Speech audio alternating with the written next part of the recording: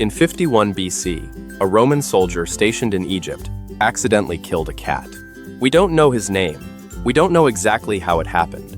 Maybe he stepped on it. Maybe a cart he was driving struck it. Maybe it was some kind of accident in a crowded market. What we do know is what happened next. A mob formed. Egyptian civilians surrounded the soldier. The Roman military, one of the most powerful armed forces in the ancient world, sent officers to intervene. They couldn't stop it. The soldier was killed. And the Roman government, which had just conquered Egypt, decided not to retaliate. Because they understood something important. You do not mess with cats in Egypt. I've been thinking about this story since I made the last video, because it raises a question that genuinely bothers me. How does an animal go from pest control to so sacred that killing one accidentally starts a riot? What actually happened in Egypt? And why did it happen there, and nowhere else quite like it? That's what this video is about. To understand Egypt and cats, you need to understand something about Egypt itself. Ancient Egypt was one of the most agriculturally productive civilizations in the ancient world. The Nile flooded every year, depositing rich soil across the floodplain. Farmers grew grain in quantities that fed not just Egypt, but eventually much of the Mediterranean world. Which means Egypt had more stored grain than almost anywhere else on Earth. And more stored grain meant more mice, more rats, more rodents. Egypt was, from a cat's perspective, paradise. The greatest concentration of prey animals anywhere in the ancient world, all conveniently gathered in human settlements along the Nile. Cats didn't just tolerate Egypt.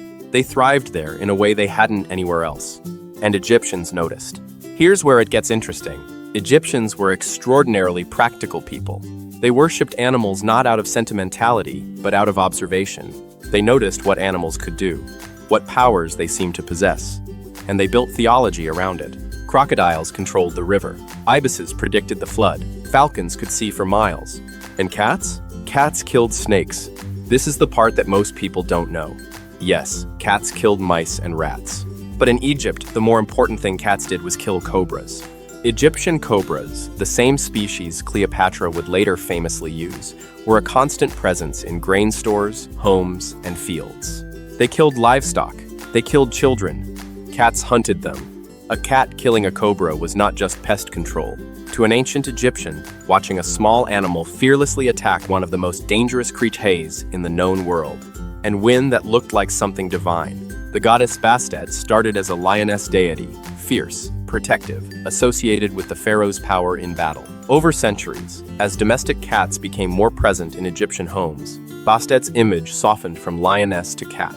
But the core meaning stayed the same: protection. Strength disguised as something small and quiet. By around 1500 BC, cats weren't just tolerated in Egypt, they were family members. When the family cat died, the entire household went into mourning. They shaved their eyebrows. They beat their chests. They wept openly in the streets. Think about that for a second. Not just the grief, but the public display of it. In ancient Egypt, grief was communal. When you shaved your eyebrows, the entire neighborhood knew. Your neighbors knew. The marketplace knew. You were announcing to your community, we have lost something sacred. A dog, a child, a cat, all mourned with the same visible public grief. In a civilization that built the pyramids, that conquered neighboring kingdoms, that embalmed their dead with extraordinary precision, these same people shaved their eyebrows when their cat died. Think about what that means. And the mummification. I mentioned in the last video that entire cemeteries of cat mummies have been found. But the scale of it is worth sitting with. In 1888, an Egyptian farmer discovered a mass grave near the town of Beni Hasan. It contained an estimated 300,000 cat mummies. 300,000 individual cats, mummified and buried with offerings, prayers, and small clay mice as gifts for the afterlife. I want you to think about the logistics of that number.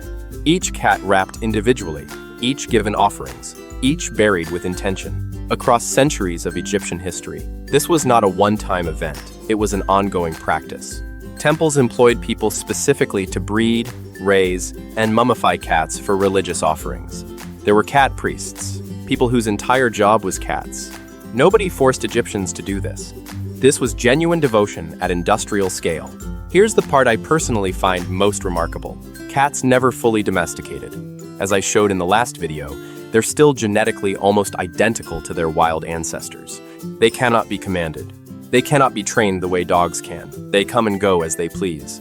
And somehow that made Egyptians love them more, not less.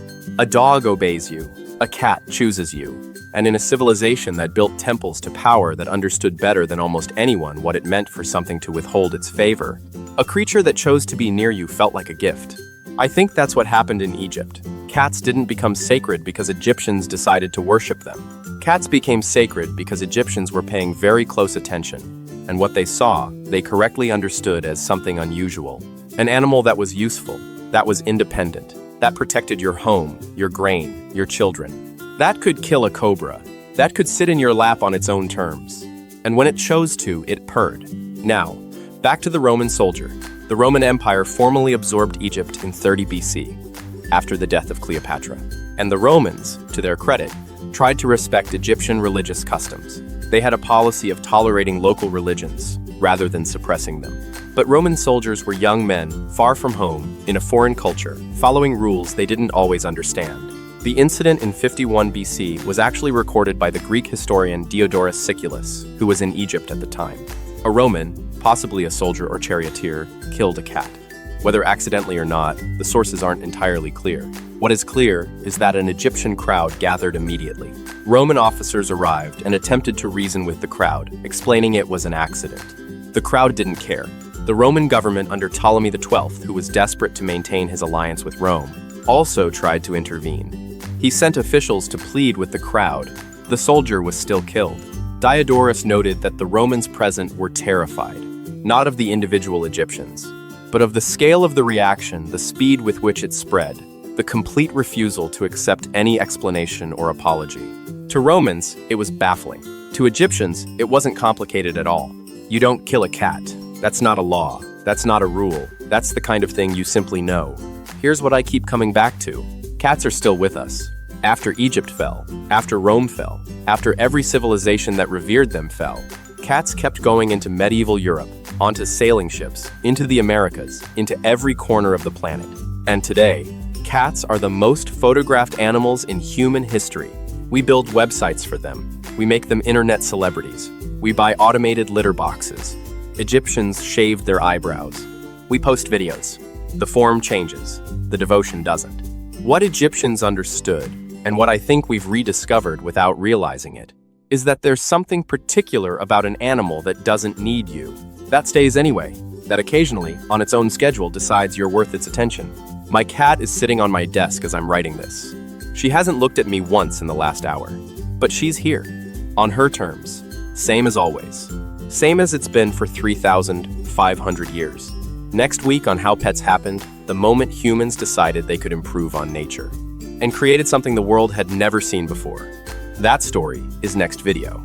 If you've ever wondered why your cat sits near you but never quite with you, now you know the 3,500-year answer.